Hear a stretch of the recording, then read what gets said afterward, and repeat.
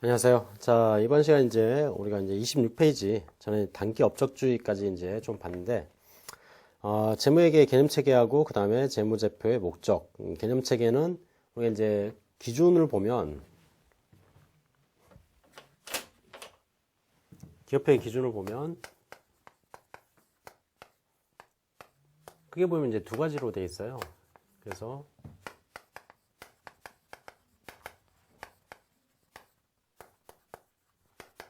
개념체계와 기준 이렇게 이제 나와져 있는데, 개념체계는 이 기준을 만들기 위한 어떤 토대라고 생각하시면 돼요. 그 다음에 이 토대를 통해서 이제 각각의 회계 처리에 대한 사항들을 이제 기준을 정해놓는 건데, 개념체계와 관련된 사항들 보면 어떤 개념체계들이 있느냐.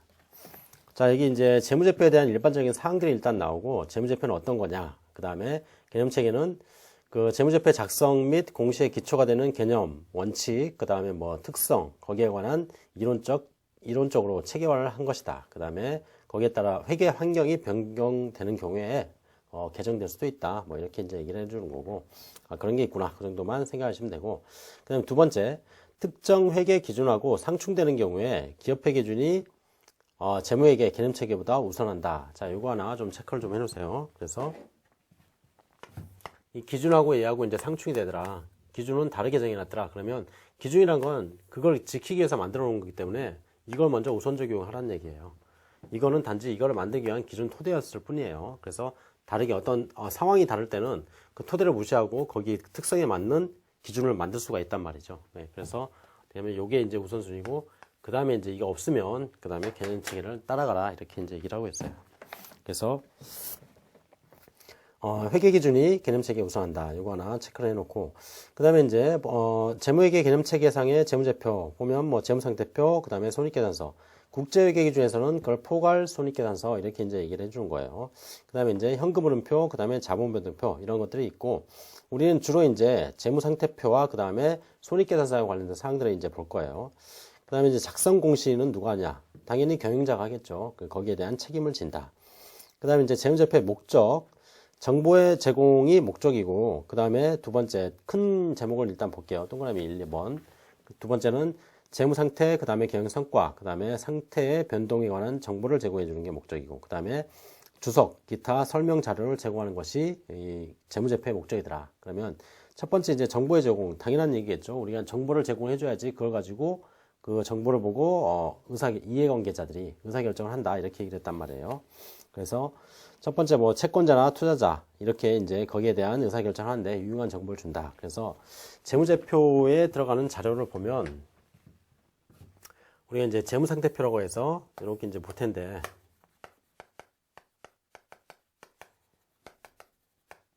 이 재무상태표는 이렇게 T 모양으로 해가지고 이쪽에 이제 자산이 들어가고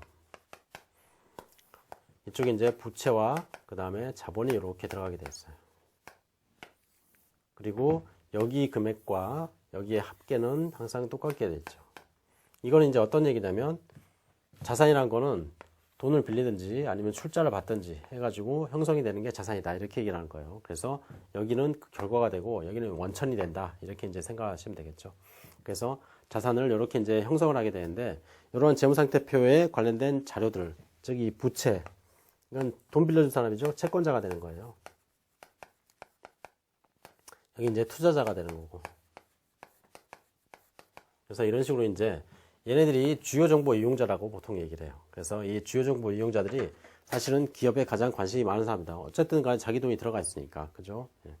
그래서 투자자와 채권자 등이 기업 실체로부터 받게 될 미래 현금흐름의 크기라든가 시기 뭐 이런 것들을 평가하는데 유용한 정보를 제공해 준다. 그 다음에 뭐 니은번, 디귿번 한번 읽어보세요. 크게 뭐 중요한 사항은 아니니까. 그 다음에 재무 상태와 그 다음에 손익계산서.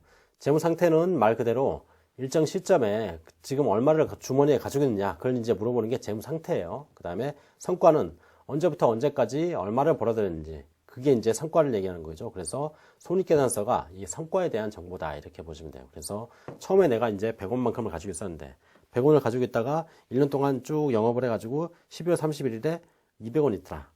그러면 재무 상태는 1월 1일 시점에 100원, 12월 30일 시점에 200원 이렇게 얘기를 해주는 거고, 그 다음에 성과는 1월 1일부터 12월 30일까지 100원만큼 벌었죠. 그게 이제 성과다 이렇게 얘기를 하는 거죠. 자, 그 다음에 이제 밑에 이제 현금흐름표, 그 다음에 자본변동표 이렇게 얘기를 하는데, 현금흐름표는 기업의 현금과 관련된 사항들만 쭉 적어놓은 거예요. 현금흐름표라는 게 참 중요한 정보이긴 해요. 이게 이제 기업이 물건을 판다고 해서 돈을 다 받을 수 있냐? 그건 아니거든요. 그래서 돈을 받는 경우도 있고 돈을 못 받는 경우도 있어요. 근데 돈을 못 받고 물건만 계속 판다. 그러면 기업이 과연 그 기업이 잘하는 거냐? 거기에 대한 판단은 사실은 돈을 얼마나 받을 수 있느냐에 따라서 달라지는 거예요. 그래서 물건을 팔기만 하고 돈을 못 받으면 그 회사는 망하게 돼 있죠.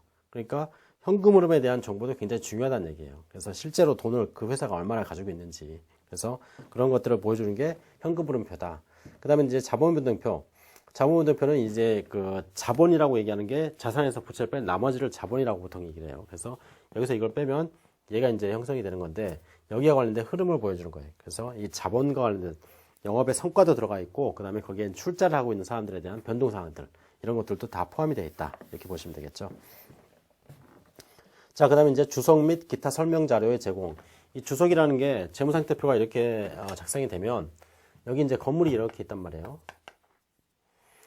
건물하고 여기 이제 1번 이렇게 써놔요. 그러면 이 재무 보고서를 보면 재무상태표, 손익계산서, 그 다음에 뭐 현금흐름표, 그 다음에 자본변동표, 그 다음에 주석이라는 게 있어요. 그래서 맨 마지막에 주석사항 해가지고 이렇게 나오는데, 거기 이제 1번을 이렇게 찾아가 보면 저 건물은 누구한테 뭐 담보가 잡혀 있고 어쩌고 뭐 이런 얘기가 이제 써 있는 거죠. 그래서 뭐냐면 그 자산 상태 또는 부채라든가 자본에 대한 설명을 해주는 거예요. 그게 이제 주석사항이더라. 그래서 재무제표를 보면서 거기에 대해서 보다 명확히 그 의사결정을 할 수 있도록 도와주는 거예요. 자, 그게 이제 주석이라든가 기타 설명 자료를 제공하기 위해서 재무제표를 만들더라. 예. 자, 그 다음에 이제 6번째. 재무제표의 기본 전제 해가지고 나오는데, 발생기준, 그 다음에 계속기업의 공준. 재무제표를 만들기 위한 기본 가정이에요, 이게. 그래서 재무제표는 이러한 가정 하에서 만들어진다. 이렇게 얘기를 하는 거고, 발생기준이라는 게 어떤 거냐. 사건이 일어나면 거기에 대해서 회사의 어떤 재산 상태의 변동이라든가 그런 것들을 보여주라는 얘기예요. 그게 이제 발생기준이에요. 그래서 발생에는 크게 이제 두 가지가 있는데,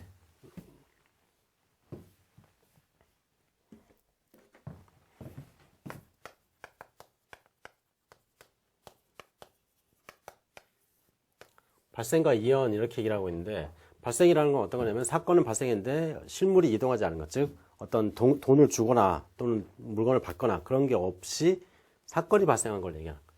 그래서 뭐 대표적으로 이제 이런 게 뭐냐면 요걸 이제 보시면 돼요.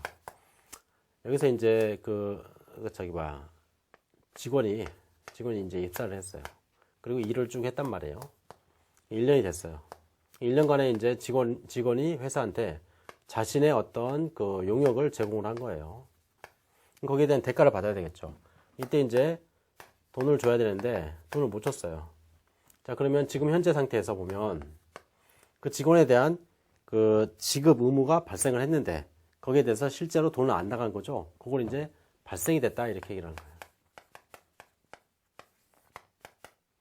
발생이 됐는데 실물의 이동은 아직은 없었어요. 걔한테 뭐 돈을 줘야 되겠죠. 그래서 나중에 이제 지급이 되는 거죠. 이런 게 이제 발생과 관련된 사항이고, 이연은 뭐냐면 직원한테 돈을 미리 준 거예요. 지금 현재 상태에서 직원한테 돈을 미리 주면 그 직원은 돈을 받았기 때문에 회사에서는 의무를 다 이행한 거고, 직원은 이제 그 대가에 대한 용역을 제공을 해줘야 되겠죠. 그런 상태가 남아있는 걸 이연이라고 얘기를 해요. 그래서 이연은 선급이라든가 미리 지급한 거 또는 뭐 선수 미리 받은 것 뭐 이런 것들을 이제 이연이라고 얘기를 하는 거고, 그 다음에 발생은 뭐냐, 아직 못 준 거예요. 미지급이라든가 또는 미수 아직 못 받은 거 이런 것들을, 그래서 그런 것들을 발생과 이연이라고 이제 구분을 한다. 자, 그 다음에 이제 두 번째 계속기업의 공준 해가지고 회사는 앞으로도 계속 영업을 한다 이런 가정하에서 재무제표를 작성하라는 얘기예요. 그래서 내일 모레 그만둘 거다. 그러면 거기에 맞춰가지고 재무제표를 작성을 해줘야 되겠죠. 그래서 이 계속기업의 공주는 아무런 얘기가 없으면 회사는 앞으로도 계속 똑같은 영업을 하게 될 거라는 가정이 재무제표 안에 깔려 있다는 얘기예요. 예. 그게 이제 계속기업의 가정이더라. 그래서 기업 실체가 예측 가능한 미래 기간에 걸쳐서 영업 활동을 계속할 것이라는 가정, 이런 것들이 계속기업의 공준이더라. 그래서 거기에 이제 파생된 뭐 회계 개념의 예가 있는데 뭐 역사적 원가라든가 뭐 유동성 배열, 그다음에 뭐 감가상각비 뭐 이런 것들이 있는데 이런 것들 안에 있는 사항들을 우리가 좀 이해를 하고 있어야지 이해가 가능해요. 이 내용 자체를. 예. 그래서 기간 개념이라는 건 뭐냐? 회사가 이제 계속 이제 쪼개서 보고를 해줘야 되겠죠. 회사는 앞으로 계속 할 것이라는 가정이 있기 때문에 그러면 언제 보고를 하느냐 거기에 대한 문제가 생긴단 말이에요. 자기는 마음대로 보고하면 안 되겠죠. 그래서 일정한 기준을 정해가지고 그 기준, 즉 1년이면 1년, 2년이면 2년 또는 6개월이면 6개월 이런 식으로 해서 그때마다 보고를 해주라는 얘기예요. 예. 그 다음에 이제 역사적 원가주의는 처음에 물건을 사가지고 이거를 지금 팔 생각이 없고 사용할 생각이더라. 그러면 그 물건을 처음에 사온 가격으로 계속 유지를 하는 거예요. 장부상에. 그러면 어차피 내가 쓸 거니까 팔 게 아니니까. 그죠? 그럼 판매하는 그 판매 가격은 의미가 없다는 얘기예요. 처음에 어떻게 샀느냐. 그게 이제 가장 그 정보에 목적 적합하다 이렇게 얘기를 해요. 그래서 그런 것들을 장부상에 적어 놓으면 그게 이제 이러한 계속기업의 공준에 따라서 계속기업의 가정에 따라서 그렇게 작성한 것이다 이렇게 얘기를 하는 거예요. 그 다음에 이제 그 디귿번에 유동성 배열의 원칙 뭐 이렇게 얘기하는데 유동성 배열의 원칙이 뭐냐 말 그대로 유동성에 따라서 자산을 이제 쭉 나열하는 거예요. 유동성이 가장 큰 거는 현금이에요, 현금. 그 다음에 그것보다 낮은 거는 그 뭐 재고자산이라든가 또는 뭐 건물이라든가 이런 것들 있죠. 그런 것들을 순서대로 쭉 나열을 해요. 자, 그러면 그 얘기는 뭐냐 앞으로 회사가 계속 하기 때문에 건물이라든가 그런 것들은 앞으로 10년, 20년 계속 갈 수 있단 말이죠. 그러니까 그런 것들은 좀 뒤에다 배열을 하고 그 다음에 바로바로 내일이라도 바로바로 순환이 되는 것들 그런 것들을 맨 앞에다 배열을 하자는 얘기예요. 그래서 이렇게 그 유동성 배열에 따라 배열하는 원칙은 뭐냐면 회사가 앞으로 계속 한다는 가정이 있기 때문에 그런 거죠. 만약에 내일이라도 그만둘 거면 다 내일 처분할 걸로 예상을 해야 돼요. 예. 그래서 그렇게 이제 작성하는 원칙이 있더라. 그 다음에 이제 감가상각비는 내용순은 계속 기업 전제시, 즉 감가상각비를 하는 기준은 뭐냐면 자산을 어떻게 사서 와가지고 그걸 이제 계속 사용하면서 그 자산을 쓰는 거거든요. 이게 그게 감가상각비인데 그러면 그 기업이 앞으로 회사를 계속 운영할 것이 아니라면 그 자산을 언제까지 쓸지 모른단 말이에요. 근데 기업이 계속 기업의 전제를 가지고 있다면 그 자산을 계속 사용한다는 가정이 있기 때문에 그 가정에 따라서 감가상각을 하라는 얘기겠죠. 예. 그래서 이렇게 그러한 어떤 파생적인 회계 개념은 이런 것들이 있더라. 이렇게 이제 보시면 되겠죠. 자, 그 다음에 이제 질적 특성. 이 질적 특성의 제목 정도는 무조건 알고 있어야 돼요. 그래서 첫 번째, 이해 가능성. 재무제표는 보면 이해를 할 수 있어야 되겠죠. 당연한 내용이에요. 그 다음에 두 번째, 목적 적합성. 그 재무제표를 그 이용자, 그 재무제표를 이용하는 사람들의 어떤 목적에 쓸 수 있어야 된다는 얘기예요.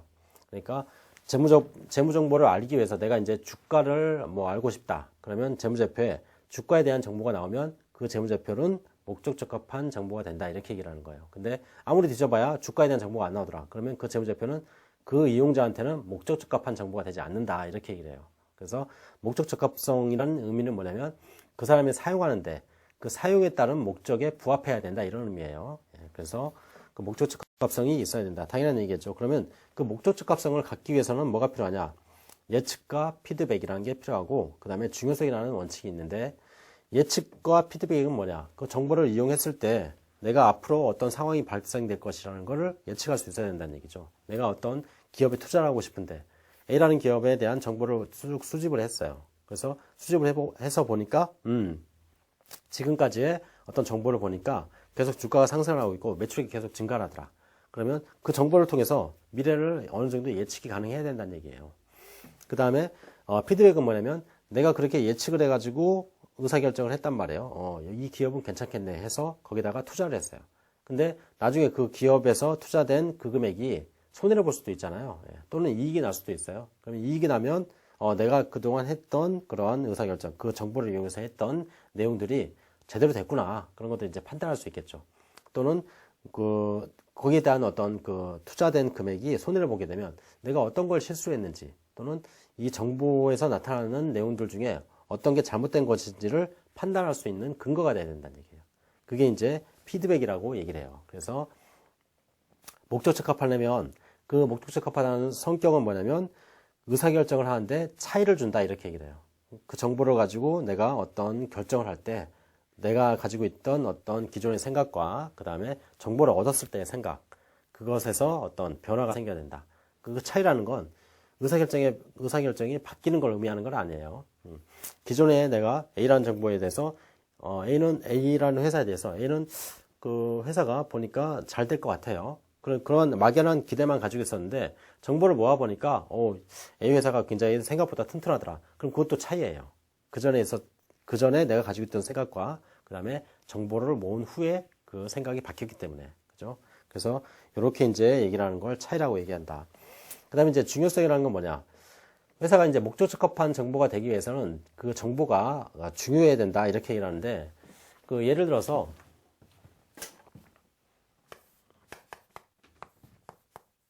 A라는 회사하고 근데 B라는 회사가 있는데, 그 A라는 회사하고 B라는 회사가 그 매출액이 얼마냐? A는 뭐 10조가 되더라. 그 다음에 B는 뭐 100만 원이에요. 자, 근데 A라는 회사에서 그 50만 원만큼 매출을 누라 그랬어요. 똑같이 얘도 매출 누라 그랬다. 자, 이렇게 봤을 때 A라는 회사에서 이 50만 원에 대한 정보, 그 다음에 B라는 회사의 50만 원의 정보, 그게 다르게 취급될 수 있다는 얘기예요. A는 매출액이 10조란 말이에요. 10조. 10조에서 50만 원 누락을 했다. 이거는 재무제표에 안 나타나더라도 이게 이 A라는 회사에 투자하려는 사람들한테 그 사람들의 의사결정에 영향을 미치겠느냐. 거의 미치지 않을 거란 얘기죠. 그래서 여기서는 이 50만 원이 중요하지 않아요. 그렇지만 B에서는 다르죠. B에서는 100만 원의 매출인데 그 중에서 50만 원을 누락한다면 여기는 50%를 누락한 거예요. 여기 이제 상황이 다르죠. 얘는. 그래서 같은 금액일지라도 이렇게 한쪽에서는 중요하지 않은 정보가 될 수 있지만 한쪽에서는 중요한 정보가 될 수 있다는 얘기예요. 그럼 중요한 정보는 뭐냐?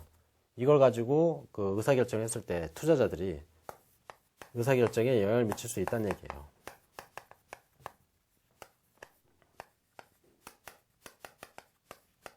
근데 여기는 그렇지 않다. 이렇게 얘기하는 거죠. 그래서 여기서 B에서 50만 원은 목적 적합한 정보가 되지만 여기서 50만 원은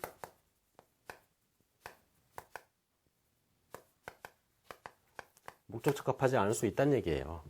이게 이제 목적 적합성에 대한 의미더라. 그래서 그 중요성이라는 건 여기서 보면 정보가 그 생략되거나 잘못 기재되어서 동재무제표를 기초로 의사결정에 영향을 미친다면 이거는 중요한 정보고, 중요성은 특정 정보에 대한 인식이나 보고의 출발점을 제시한다. 그래서 어떤 게 중요하다. 그러면 그 중요성에 따라서 의사결정에 영향을 미칠 수 있다. 이런 얘기예요.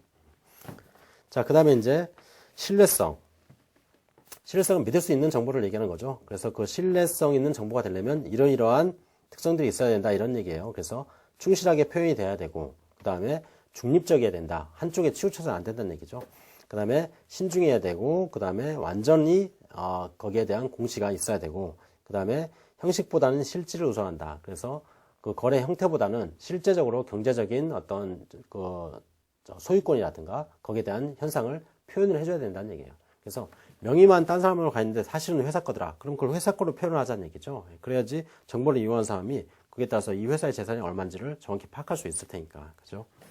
그래서 여기서는 신뢰성에 대한 사항들 5가지 그 제목 정도는 꼭 기억을 해주세요. 그래서 간혹가다가 이제 이렇게 물어보는 경우가 있어요. 이해 가능성 안에는 뭐 충실한 표현 또는 중립성 뭐 이런 것들이 있다. 그러면 틀린 얘기가 되겠죠. 그 중립성이라든가 충실한 표현은 신뢰성을 확보하기 위한 속성이더라. 이렇게 이제 보셔야 되니까. 예. 자, 그래서 이제 안에 있는 사항들을 한번 읽어보세요. 예. 크게 그 제목에서 이해될 수 없는 부분이 있는 건 아니니까. 자, 그 다음에 이제 4번째, 비교가능성.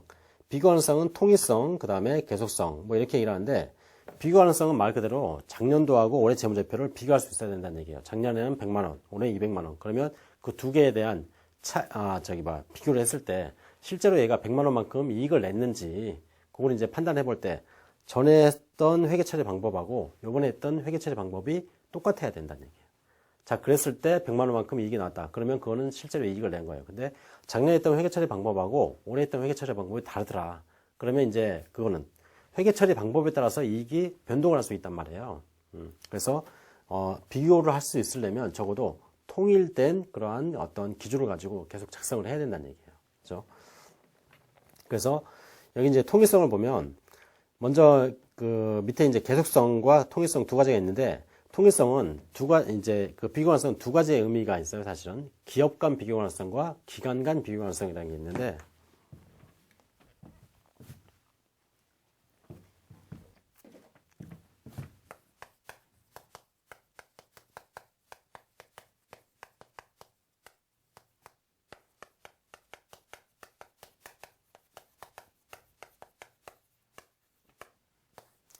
기업 간 비교 가능성은 뭐냐? 말 그대로 A기업과 B기업을 비교하는 거예요. 그래서 둘 다 똑같이 뭐 자동차를 만들더라.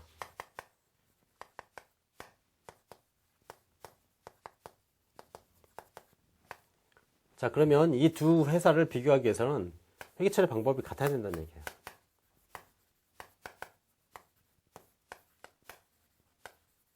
그래야지 이제 비교할 수 있겠죠. 회계처리 방법이 다르면 거기에 따른 그 손익이라든가 그런 것들이 회계처리 때문에 나타나는 손익이 나타날 수 있단 말이에요. 방법의 차이 때문에. 그죠? 그러니까 이 두 개를 비교하려면 적어도 두 개가 동일한 회계처리를 써야 된다. 그게 이제 통일성에 대한 내용이에요. 그래서 얘가 이제 통일성이고, 이거는 이제 뭐냐. 이게 이제 뒤에 나오는 계속성이에요. 또는 일관성. 그래서 이 기간 간 비교관성을 유지하기 위해서, 즉 전기하고 올해를 비교하기 위해서 어떻게 하냐. 같은 회계처리 방법을 써야 된다. 이게 얘기하는 거죠. 그래서 그 첫 번째 동일 업종에서 동일 회계처리 한다면 거기에 기업 간 비교관성이 성립이 되는 거고, 그 다음에 계속 기업, 즉 계속성의 원칙에 따라서 동일 기업 내에서 동일한 회계처리를 계속 쓰게 되면 그게 기간별로 비교가 가능하더라. 이렇게 얘기하는 거죠. 자, 그 다음에 이제 다섯 번째 실질우선. 여기서 이제 재무제표가 목적 적합하고 신뢰할 수 있는 그러한 정보가 되기 위해서는 경제적 실질을 정확히 보고를 해야 된다. 그래서 이러한 경제적 실질을 정확히 보고하지 않는 거를 이제 분식회계라고 이제 보통 얘기를 하는 거죠. 예. 그래서 분식이라는 건 뭐냐, 말 그대로 여러분들이 이제 화장을 한다. 그죠? 화장을 할 때 이제 분을 칠하잖아요. 그걸 얘기하는 거예요. 가로 분자를 써요. 그래서 이 회사를 더 칠해가지고 다른 걸로 보여주는 게 분식회계다. 이렇게 얘기를 하는 거죠. 그래서 정확하게 실질을 보여줄 수 있는 그런 회계가 돼야 된다.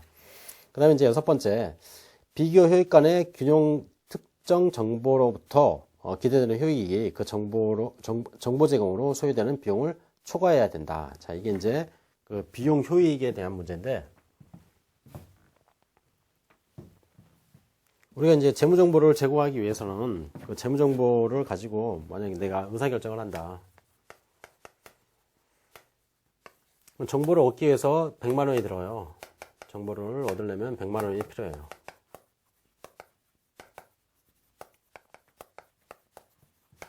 정보 획득 비용이 100만 원이 드는데, 자, 이 정보를 통해서 내가 얻을 수 있는 효익을 보니까 수익이 얼마냐? 50만 원이더라. 그럼 이 짓거리를 하는 게 아니죠. 예. 뭐 손해를 보려고 그렇게 정보를 얻을 필요가 없잖아요. 예. 이게 이제 비용과 효익의 관계예요. 그래서 효익이 적어도 비용보다 커야 된다는 얘기예요. 그래야지 우리가 정보라는 걸 만든다. 그런 의의가 있는 거죠. 예. 이게 이제 제약 조건이다. 이렇게 얘기해요. 자, 그 다음에 이제 일곱 번째 적시성. 적시성은 제때 정보가 제공이 돼야 되겠죠. 우리가 이제 필요한 때 정보가 제공이 돼야지. 이미 기간이 끝나버렸는데 거기에 대한 정보를 제공해봐 무슨 소용이 있겠어요. 그죠? 예. 그래서 그런 것들이 이제 정보를 유용하게 쓰기 위한 질적 특성이더라. 이렇게 얘기를 하는 거예요. 자, 그 다음에 이제 재무제표의 기본 요소 인식. 우리가 이제 인식과 측정이란 말이 나오는데, 인식은 뭐냐면 우리가 이제 재무제표라는 것, 우리 재무상태표라든가 손익계산서 거기에다가 자산이나 또는 부채 뭐 이런 것들을 쓰는 걸 얘기하는. 그래서 우리가 이제 회사에 건물이 있다. 그러면 건물을 이제 자산 쪽에다가 건물 이렇게 쓴단 말이에요. 이게 이제 인식이에요, 인식. 그래서 재무제표에다가 그걸 표시하는 걸 인식이라고 얘기하고, 그러면 건물을 쓰면 여기다가 이제 가액을 써야 돼요. 건물이 얼마짜리냐. 그게 이제 뭐냐면 측정이에요. 그래서 우리가 이제 인식과 측정의 과정을 거쳐가지고 재무제표를 작성하게 되겠어요. 그래서 처음에 이제 인식은 뭐냐. 여기다 쓸까 말까를 판단하는 것. 그 다음에 측정은 과연 그게 얼마냐. 그걸 이제 하는 과정인데, 여기서 보면 기본 재무제표의 인식에서 보면 인식이란 특정 거래 또는 경제적 사건의 경제 효과를 자산, 부채, 수익, 비용으로 구분해서 재무제표에 계상하는 걸 얘기한다. 그래서 여기다 쓸 때는 인식의 과정을 거치고 그 다음에 그거를 판단할 때 그 금액을 계상할 때는 측정의 과정을 거치는 거예요. 그래서 그러면 인식을 언제 하느냐 거기에 대한 내용인데 여기서 보면 당의 과목과 관련된 미래 경제적 효익이 미래 경제적 효익은 우리가 뭐 돈이 들어온다거나 뭐 그런 걸 생각하면 되겠죠. 그런 효익이 기업 실체에 유입되거나 들어오거나 또는 유출될 가능성이 매우 높고 빠져나가는 것도 있고 들어오는 것도 있겠죠. 그래서 그런 가능성이 매우 높고 당의 항목에 관한 측정 속성에 있어서 이를 적용해서 당의 항목의 금액을 측정이 가능하다. 그러면 거기다가 쓰라는 얘기예요. 건물을 가져왔는데 건물 가격이 얼마인지 모르겠다. 그럼 여기다 쓰지 못한다는 얘기죠. 인식 자체를 못해요. 그러면. 그럼 이제 두 번째로 재무제표의 기본 요소의 측정. 그러면 측정은 어떻게 할 거냐. 그죠? 그래서 측정 기준에서 이렇게 이제 네 가지를 얘기를 해주고 있어요. 일단 5번, 6번까지 6가지인데 기본적으로 이제 네 가지에 대한 사항들이 가장 주요하게 사용이 된다. 이렇게 이제 생각을 하세요. 자, 그러면 첫 번째, 역사적 원가. 이거는 뭐냐면 처음에 물건을 사왔을 때 만약에 100만 원으로 사왔다. 그럼 그 100만 원으로 계속 기록하는 걸 역사적 원가라 그래요. 그 다음에 이제 현행 원가. 현행 원가는 그 처음에 이제 토지를 내가 사가지고 왔다고 가정을 해보자고요. 토지가 이제 10만 원짜리예요. 10만 원짜리 사가지고 왔는데 1년이 지나서 그 토지에 대한 가액이 변동을 하겠죠. 시가가. 그러면 그 시가가 변동을 할 때 토지를 만약에 1년 뒤에 이 토지를 똑같은 토지를 내가 사온다면 얼마에 사올 수 있는가. 그걸 이제 평가하는 게 현행 원가예요. 근데 밑에 보면 순실현 가능 가치라는 게 있어요. 아니, 현행 유출 가치. 이 현행 유출 가치는 뭐냐면 토지를 내가 10만 원짜리 사가지고 왔는데 지금 현재 1년 뒤에 이 토지를 과연 얼마에 팔 수 있느냐 그걸 판단하면 그게 현행 유출 가치예요. 그러면 현행 원가와 현행 유출 가치 두 개는 차이가 발생될 수 있어요. 현행 원가는 지금 사면 얼마를 얘기하는 거고 현행 유출 가치는 지금 팔면 얼마가 될까 그걸 얘기하는 거니까. 그러면 두 개의 가격이 똑같느냐? 똑같을 수도 있지만 다를 수도 있죠. 그래서 만약에 내가 지금 컴퓨터를 하나 쓰고 있었는데 1년 전에 사온 거예요, 이게. 요거를 이제 1년 전에 사온 컴퓨터를 가지고 쓰고 있었는데 이제 컴퓨터를 바꾸려고 요걸 이제 팔려고 그래요, 중고상에다가. 요걸 이제 파는데 처음에는 이제 100만 원 주고 사왔는데 요걸 이제 팔려고 하니까 중고상에서 뭐 20만 원 주겠대요. 나는 이제 20만 원 이걸 팔아요. 그럼 중고상에 이제 팔고 딱 나오는데 누군가 이제 들어와요. 여기 이제 들어와서 그 얘를 이제 B한테 이제 물건을 판다, 중고상이. 팔 때는 뭐 20만 원 받고 팔지 않겠죠, 저희가. 30만 원 받았다. 자, 그러면 중고상 입장에서 보면 현행 원가는 20만 원, 즉 컴퓨터가 20만 원이 되고 현행 유출 가치 똑같은 물건이잖아요. 그게 30만 원이 현행 유출 가치가 된다는 얘기죠. 그래서 현행 원가하고 그 다음에 현행 유출 가치는 다를 수가 있어요. 현행 원가는 말 그대로 사올 때의 가격, 현행 유출 가치 팔려고 하면 얼마가 되겠냐. 그걸 이제 판단하는 거죠.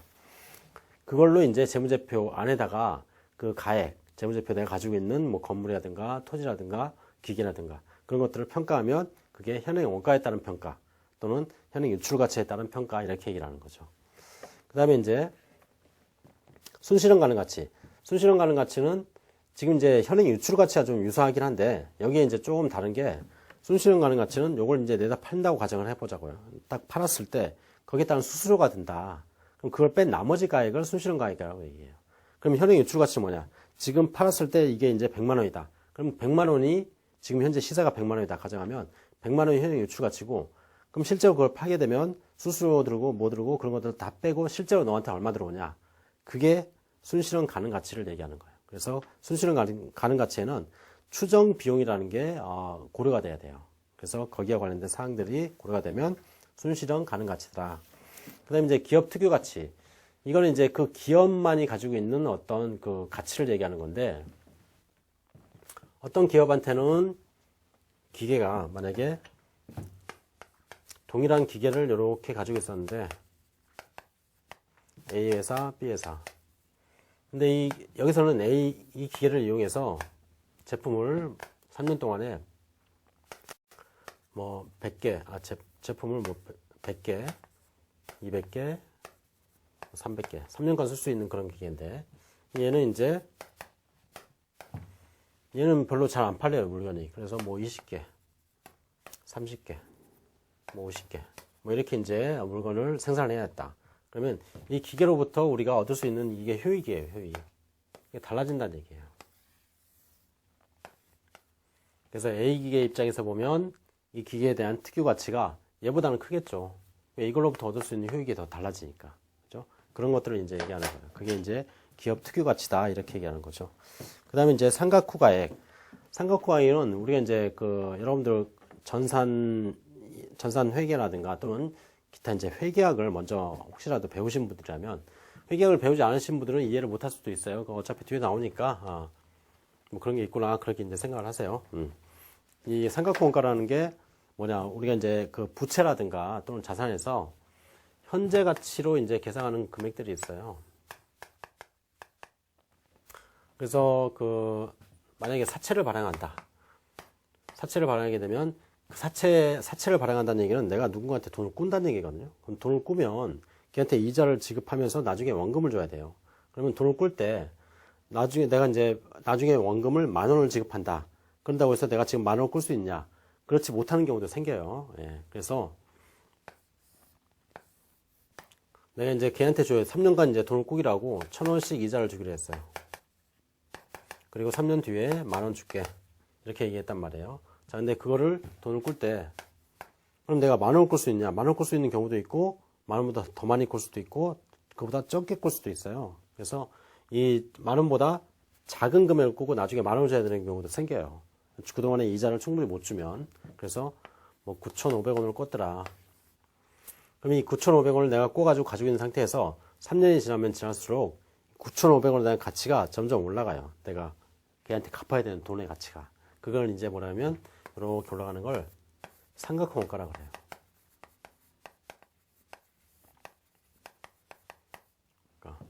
그래서 지금 내가 가지고 있는 부채에 대한 그 상대방에 대한 채무의 가치가 점점 증가하는 경우도 있고, 그 다음에 감소하는 경우도 있어요. 그거를 이제 뭐냐면 삼각후 원가라고 얘기하고, 나중에 이제 볼 거예요. 여기에 대한 사항들을. 그리고 뭐 이런 것도 이제 삼각후 원가예요. 기계를 사가지고 왔는데, 100만원짜리 사가지고 왔는데, 그 100만원짜리에 대한 감가상각 있죠. 그런 것들을 이제 쭉 하게 되면 가액이 점점 감소하겠죠. 예. 그것도 일종의 그 삼각후 원가라고 얘기를 해요. 그래서 이렇게 삼각후 가액으로 이제 평가를 하는 경우도 있다. 예. 그게 이제 측정과 관련된 사항들이에요. 그래서 재무제표 안에 들어가 있는 그 자산이라든가 또는 부채, 거기에 관련된 항목들을 이렇게 이제 측정할 때 이러한 방법으로 측정할 수 있다. 이러한 방법을 측정할 수 있고, 어떤 거는 역사적 원가를 측정하는 경우도 있고, 어떤 거는 뭐 삼각후 가액을 측정하는 경우도 있고, 어떤 거는 뭐 순시효 가능 가액을 측정하는 경우도 있어요. 예, 그러니까 이런 것들이 복합적으로 이제 사용이 되는 거죠. 예. 자, 그 다음에 이제 재무회계 개념체계 제정의 목적은 뭐냐? 뭐 이런 목적으로 한다. 그냥 눈으로만 보세요. 그게 중요한 건 아니니까. 자, 그러면 문제를 한번 풀어볼게요. 다음 중 회계 정보가 갖춰야 될 질적 특성에 대한 설명으로 틀린 것. 예측 가치란 정보 이용자가 기업 실체, 미래 재무 상태, 성과, 그 다음에 현금 흐름, 뭐 이런 것들을 예측하는데 그 정보가 활용될 수 있는 능력을 의미한다. 맞는 얘기겠죠? 예. 그 다음에 피드백 가치란 제공되는 회계 정보가 기업 실체의 재무 상태, 경영 성과, 뭐 이런 것들, 거기에 대한 당초 기대치를 확인하고 또는 수정하게 함으로써 의사결정에 영향을 미칠 수 있는 능력. 그래서 그걸 이제 피드백이라고 그랬죠. 그래서 피드백은 일종의 어떤 왔다 갔다 하는 효과를 얘기하는 거예요. 그래서 내가 예측을 하면 거기에 대해서 다시 확인을 하고 그런 과정이 계속 반복이 되면 그건 이제 피드백이 된다. 이렇게 얘기하는 거죠. 그 다음에 이제 세 번째. 중립성이란 동일한 경제적 사건이나 거래에 대해서 동일한 측정 방법을 적용할 경우에 다수의 독립적인 측정자가 유사한 결론에 도달할 수 있음을 의미한다. 자, 이러한 특성을 뭐라 하면 검증 가능성이라고 해요. 그러니까 하나의 사건에 대해서 여러 명이 거기에 대해서 판단할 때 같이 어떤 결론을 내린다. 그래서 만약에 어떤 계산기를 하나 내가 가지고 있다. 계산기를 가지고 있는데 그 계산기에 대해서 A라는 사람, B라는 사람, C라는 사람한테 다 물어본 거예요. 이거 얼마나 할까요? 그럼 물어보면 A가 한 3만 원, B가 3만 원, 뭐 C가 3만 원. 그러면 이 회사에서 이 계산기를 장부에 적용을 할 때 장부에다가 계산기에 대한 가액을 3만 원 적어놨다. 그러면 그 장부에 적혀진 그 3만 원을 검증할 수 있느냐 그걸 판단할 때 이렇게 물어봐서 그게 만약에 사람들이 3만 원이라 그러면 검증 가능하다 이렇게 얘기하는 거예요. 근데 나는 장부에다가 3만 원 적어놨는데 물어보니까 사람들이 뭐냐, 뭐 10,000원, 5,000원 막 이래요. 그러면 그거는 검증 가능하지 않다 이렇게 얘기하는 거죠. 그래서 이 검증 가능성의 특성을 얘기해 놓은 게 이 얘기예요. 동일한 경제 사건이나 거래에 대해서 동일한 측정 방법을 적용할 경우에 다수의 독립적인 측정자가 유사한 결론에 도달할 수 있으면 검증 가능하구나 이렇게 얘기하는 거죠. 그래서 중립성의 의미와는 다르죠. 중립성은 어디에 치우치지 말라는 얘기예요. 예. 그 다음에 이제 네 번째, 표현의 충실성은 재무제표상의 회계 수치가 회계 기간 말 현재 기업 실체가 보유하고 있는 자산과 부채의 크기를 충실하게 나타내야 된다. 이게 이제 표현의 충실성의 의미더라. 그죠? 자, 그 다음에 이제 두 번째, 다음 중 기업 회계 중에서 회계 정책의 결정 시 회계 정보가 가져야 될 질적 특성으로 제시하는 목적적 합성에 대한 설명이다. 거기에 대한 틀린 내용. 자, 회계 정보가 기업 실체의 재무 성과, 그 다음에 상태, 현금 흐름, 거기에 대한 뭐 어쩌고저쩌고 하면서 기대치 또는 확인에 대해 수정함으로써 의사결정에 영향을 미칠 수 있는 능력. 그게 이제 목적적 합성이죠. 그 목적적 합성 안에는 예측과 확인, 뭐 또는 중요성, 뭐 이런 것들이 있었단 말이에요. 그 다음에 이제 두 번째, 적시에 제공되지 않는 정보는 주어진 의사결정을 이용하게 할 수 없으므로 그 정보가 의사결정에 반영될 수 있도록 적시에 제공되어야 목적적 합성이 증가한다. 그 얘기는 뭐냐? 그때그때 제공돼야지 의사결정에 영향을 미칠 수 있겠죠. 예, 그걸 얘기하는 거고. 세 번째, 동일한 경제 사건이나 거래에 대해서 동일한 측정 방법을 적용할 경우에 다수의 독립적인 측정자가 유사한 결론에 도달할 수 있어야 한다는 특성. 이거는 검증 가능성을 얘기하죠. 이거는 신뢰성과 관련된 사항이에요. 예, 그래서 신뢰성에는 검증 가능성과 관련된 사항들이 있더라. 자, 그 다음에 이제 네 번째, 정보 이용자가 기업 실체의 미래 재무 상태, 경영 성과, 순 현금 흐름 등을 예측하는데 그 정보가 활용될 수 있는 능력을 하부 특성으로 한다. 그래서 하부 특성이랑 아까 우리가 봤던 그 목적적 합성 안에는 뭐 예측 가치와 그 다음에 무슨 확인 가치 뭐 이런 것들이 필요하다 그랬죠. 예. 그래서 그런 것들이 이제 하부 특성이라고 보통 얘기를 해요. 그래서 정보 이용자가 기업 실체의 미래 성과, 그 다음에 경영 성과, 현금 흐름을 예측하는데 그 정보가 활용될 수 있는 능력을 하부 특성으로 한다. 그래서 그런 것들을 하부 특성으로 가지고 있다 이렇게 보시면 돼요. 자, 그 다음에 이제 세 번째, 소액의 소모품을 자본화하지 않고 비용 처리하는 것이 일반적이다. 이와 가장 관련된 회계 개념. 자본화라는 건 자산으로 계산해 놓는 걸 얘기하는 건데, 우리가 이제 A4지라든가 뭐 이제 소모품 같은 거를 원래는 자산으로 계산이 돼야 되겠죠. 왜? 우리가 계속 사용하는 거니까. 근데 그런 것들을 사올 때 그냥 비용을 다 처리해버려요. 아직 쓰지 않았지만. 왜냐면 금액이 소소하기 때문에. 그죠? 그 얘기는 뭐냐? 중요성이 낮기 때문에 이렇게 얘기하는 거죠. 그래서 여기서는 세 번째, 중요성과 관련된 내용이더라. 그 다음에 이제 네 번째, 역사적 원가주의 근거에 속하지 않는 것. 회계정보의 적시성이 높아진다. 역사적 원가주의와 좀 반대되는 개념이 그 적시성이라고 좀 보시면 돼요. 적시성은 뭐냐면 그때 시점, 즉 내가 의사결정을 하면 그 시점과 가장 그 근사치에 있는 그런 어떤 그 상태를 보여주는 게 적시성이에요. 거기에 맞는, 그죠? 근데 역사적 원가는 옛날 사온 걸 그대로 적용하는 게 역사적 원가거든요. 그러니까 적시성에는 좀 반하는 개념이에요, 이게. 그래서 지금 내가 건물을 하나 가지고 있는데 건물을 한 10년 전에 100만 원 주고 사왔단 말이에요. 그럼 그거를 이제 역사적 원가로 100만 원을 계속 계산을 해가지고 왔어요. 근데 10년 전에 100만 원이면 지금은 다르겠죠. 그럼 지금 어떤 의사결정을 할 때 이 건물을 내가 팔아가지고 과연 얼마 정도 이익을 얻을 수 있을까? 그걸 이제 생각을 할 때 건물에 대한 지금 현재에 대한 시세가 필요하단 말이에요. 그게 적시성 있는 정보가 돼요. 지금 현재 시점에서는. 근데 역사적 원가로 평가하게 되면 지금 현재 시세를 반영하지 못하니까 적시성 있는 정보가 될 수 없다는 얘기죠. 예. 그래서 여기서 회계정보의 적시성은 높아진다. 그 말이 틀린 얘기가 되겠죠. 그 다음에 이제 미실현 이익의 계상을 방지할 수 있다. 미실현 이익이 말 그대로 우리가 이제 보유손익이라고 얘기를 하는데 토지를 가지고 있으면 토지 가격이 왔다 갔다 하잖아요. 근데 만약에 토지를 10년 전에 내가 10만 원짜리를 가지고 있다고 가정을 해보자고요. 근데 지금 그게 이제 100만 원이 됐어요. 그러면 90만 원만큼 내 주문에 있는 거냐? 사실은 그게 아니거든요. 근데 만약에 그 토지의 시세대로 장부에 반영을 한다면 10년 전에 10만 원짜리가 지금 1년 뒤에 뭐 100만 원이 됐다. 그러면 그 100만 원의 가치가 장부에 계산이 될 거란 말이에요. 그럼 그 장부에 계산된 가액만큼이 내 주머니에 있는 건 아니에요. 그러니까 그게 뭐냐? 미실현 이익이라고 보통 얘기를 해요. 이거를 팔면 되겠죠. 팔면 주머니에 들어와요. 그죠? 우리가 이제 주식 같은 경우 그렇잖아요. 주식을 가지고 있다가 주식 가격이 올라갔다 내려갔다 하는데 주식 가격이 올라갔다 해서 그게 실제 내 돈이냐? 그건 아니란 얘기죠. 그걸 팔아야 내 돈이 되는 거예요. 그러니까 그동안에 가격이 증가한 부분에 대해서 평가를 하면 미실현 손익이라고 보통 얘기를 해요, 이거를. 그래서 그러한 미실현 이익의 계상을 방지할 수 있다. 왜? 역사적 원가를 그대로 계상하게 되면. 그죠? 그 다음에 이제 보다 검증 가능한 회계 정보를 산출할 수 있다. 역사적 원가하고 지금 현행 시점의 어떤 산출 가치, 그걸 이제 평가를 했을 때, 역사적 원가는 옛날에 실제로 내가 돈을 주고 산 거란 말이에요. 근데 지금 현재 시세가 100만 원이라고 가정을 해보자고요. 토지에 대한 지금 시세를 물어보니까 100만 원이래요.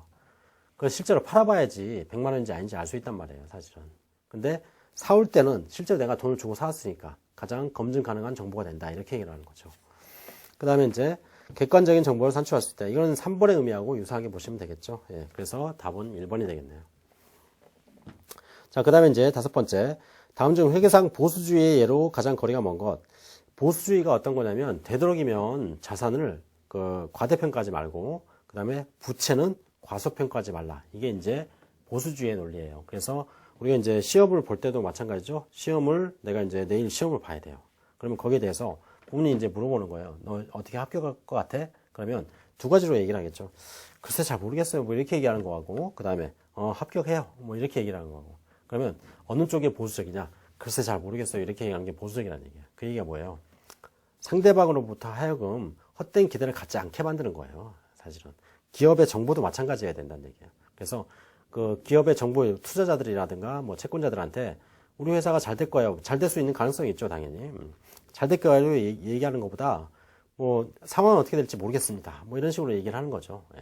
그래서 되도록이면 상대방이 어떤 헛된 기대에 따른 의사결정에 오류를 막고자 하는 게 보수주의의 논리예요. 그래서 이러한 보수주의로 예상 보수주의 예로 가장 거리가 먼 게 어떤 거냐. 첫 번째, 광고비는 미래의 효익이 불확실하므로 무형자산으로 인식하지 않고 비용으로 처리한다. 이게 이제 광고비 같은 경우, 광고비도 우리가 이제 광고를 많이 하면 매출이 많이 팔리죠. 예. 그러면 그것도 일종의 자산이 될 수 있단 말이에요. 광고비로 들어간 지출액이.